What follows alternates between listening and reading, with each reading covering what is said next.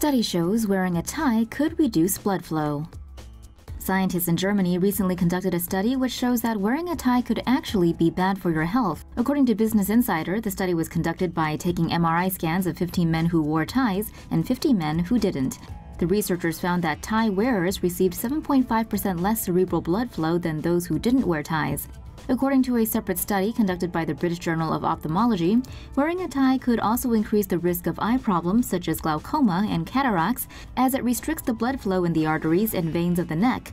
Researchers at Yonsei University found that people who wear ties usually find their range of motion significantly decreased when they wear a tight necktie. Even the risk of musculoskeletal trauma can be increased by wearing a tie, as tension could accumulate in muscles such as the upper trapezius. However, researchers involved did warn those who have high blood pressure and other health issues may suffer from headaches and nausea if a necktie is worn for too long. More medical-related stories. Limitless blood supply is not too far off. It's taken nearly 2 decades, but scientists may finally have the recipe to create stem cells, that wellspring of life and holy grail of regenerative medicine. A Boston research team programmed human pluripotent stem cells to become endothelial cells, which typically line the inside of blood vessels.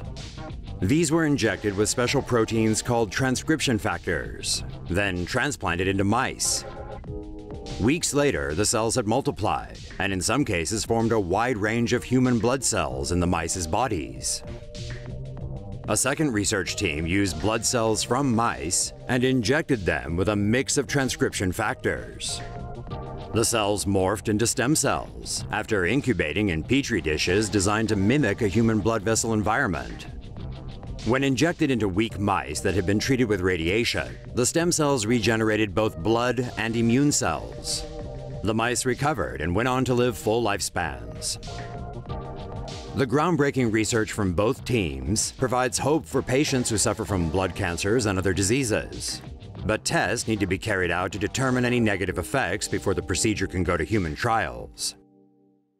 Conscious during your own resuscitation? Yikes. A new Danish study is raising awareness of the rare but disturbing phenomenon of patients being awake during CPR.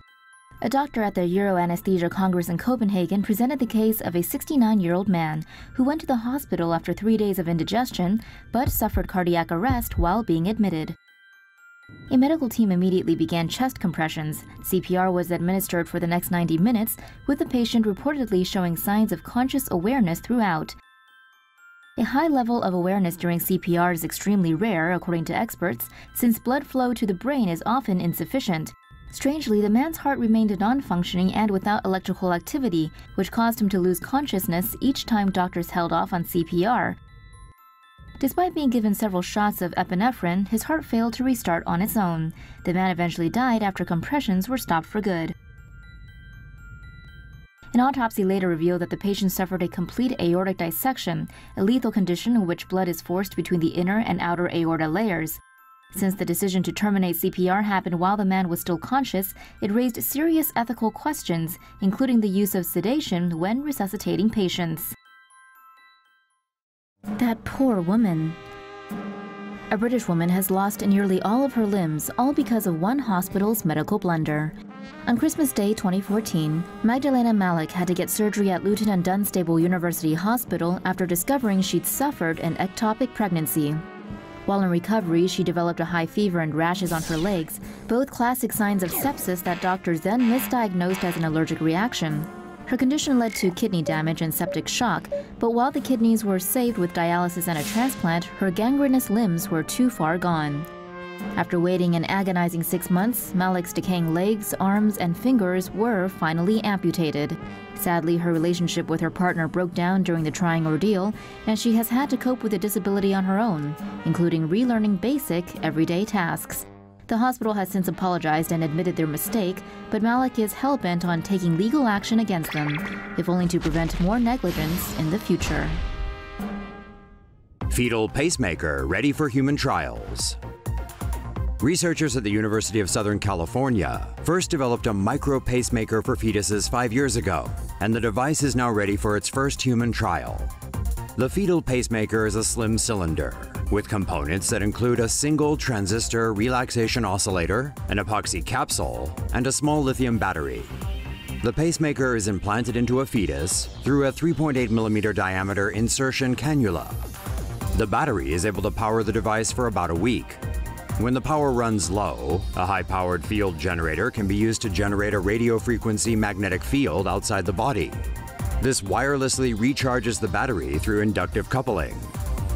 The device, which has been successfully tested in sheep fetuses in the past, was granted humanitarian use in 2015 by the FDA. New study says it's possible to sweat blood. Are you one of those people that's always sweating? Have you ever sweat blood, though? A 21-year-old Italian woman was found to have been bleeding intermittently from her face and palms for 3 years. She was eventually diagnosed with blood sweating or hematohidrosis. This condition causes blood to seep out of unbroken skin like normal perspiration. It's most common on the face, ears, nose, and eyes, and is often associated with fear and emotional stress. The woman was treated with a beta blocker normally used to regulate blood pressure and heart rate. The medicine did not stop the bleeding, but she did experience a marked reduction in symptoms.